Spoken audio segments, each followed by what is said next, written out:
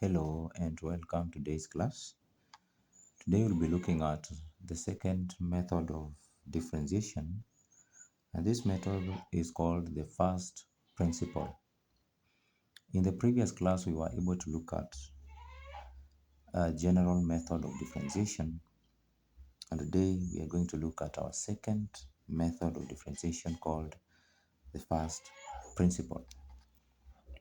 And under this method, we are going to have one statement that says add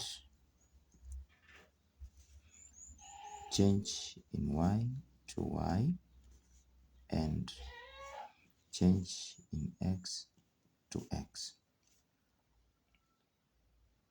Are we getting it?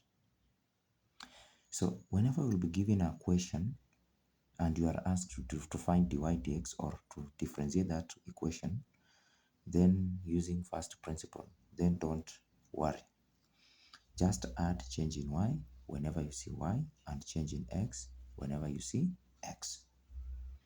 So before we look at the first example, please take a second and subscribe into this channel so that in case of new information, you'll be the first one to be notified. Thank you.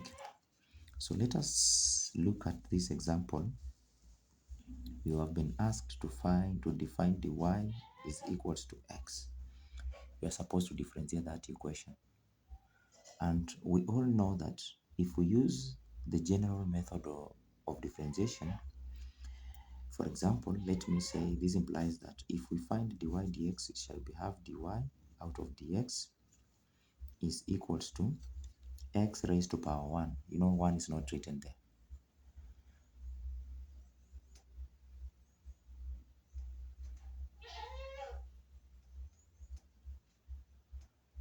Then, if 1 is not written here, we shall have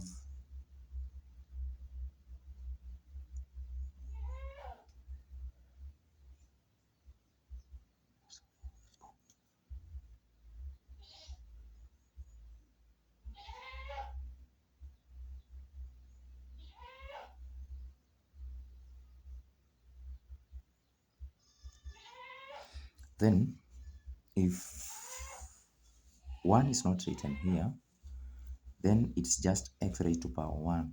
And in general differentiation method, you said we shall have the power, we attach it or we multiply to the base, then we subtract 1 from the power. So I will have 1 times x raised to 1 minus 1. So of which this one will give me x raised to power 0. But from the laws of indices, any number raised to 0 is the same as 1. So my final answer must be 1 using the general method of differentiation. Now, let us now work out this question using the first principle. We said we add change in y to y and change in x to x. So let me now start. I say y, I add change in y is equals to x plus change in x. That is always our first step whenever we are handling such a question. So what I will do, when you reach here, you always make change in y the subject of the equation. So I will have change in y being equals to x minus change in x. So meaning if y is going to cross, it will be negative. So minus y, right?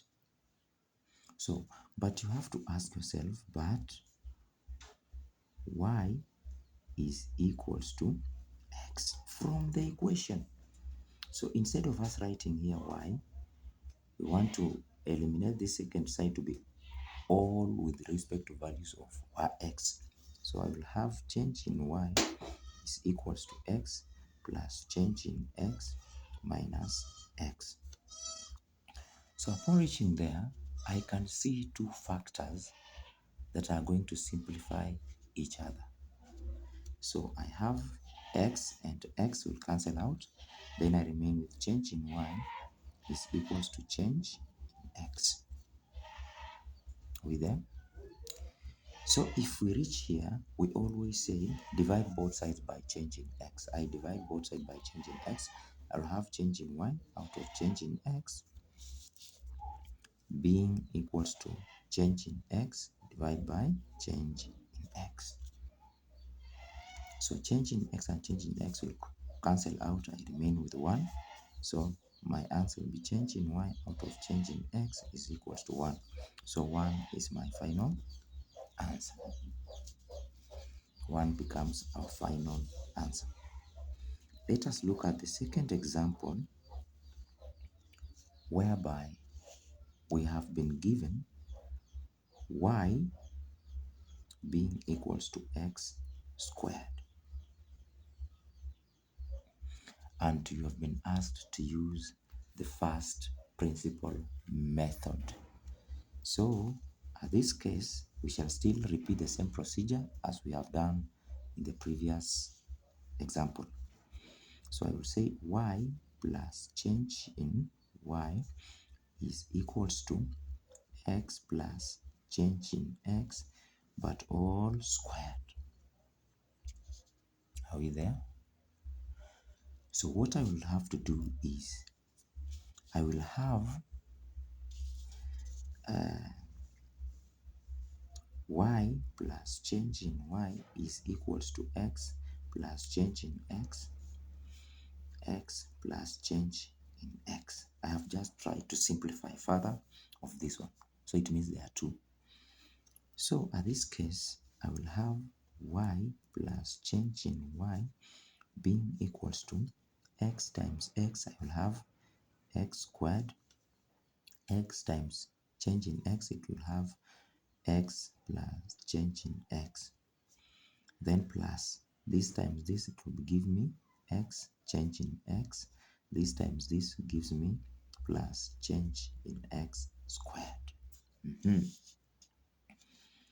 Now let us proceed. I will have y plus change in y is equals to x squared plus, so if this and this resembles each other, it means we are going just to add. So I will have 2x change in x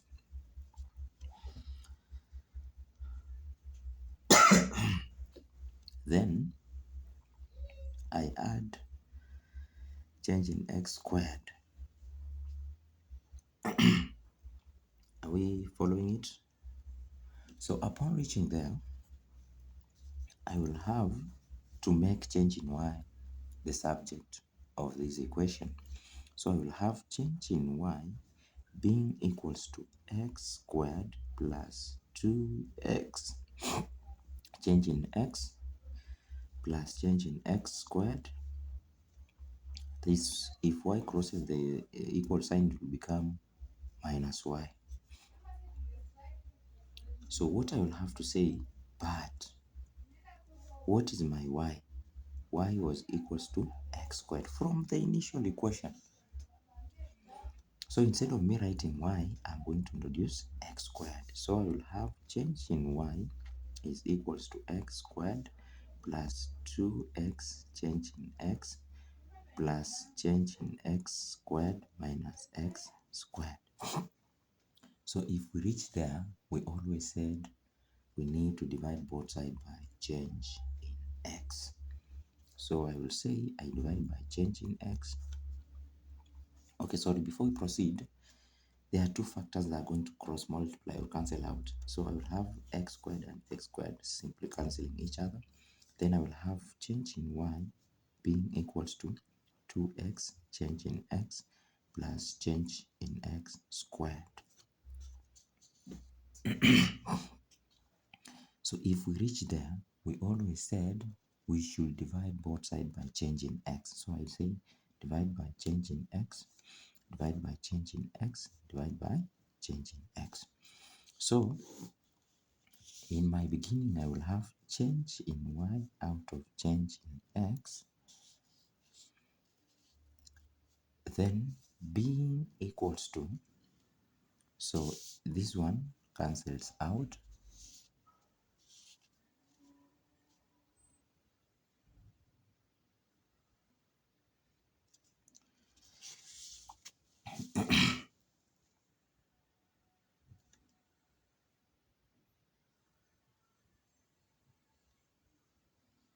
Then I will say it will be 2x plus change in x. So we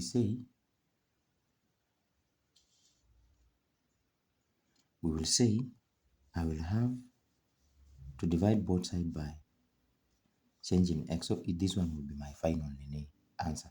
So upon reaching here, we said with the limit change in x heading to 0. So always whenever you see change in x in your final equation, change in x should be equivalent to 0. So I will have change in y out of change in x plus is equals to 2x plus 0. So because 0 has no impact, our final answer becomes 2x. That's how we work out that equation. Thank you for watching this great video. Keep subscribing into this channel. Keep following. In the next class, we shall be looking at more examples on how under the first principle method of differentiation. Thank you for watching and bye-bye.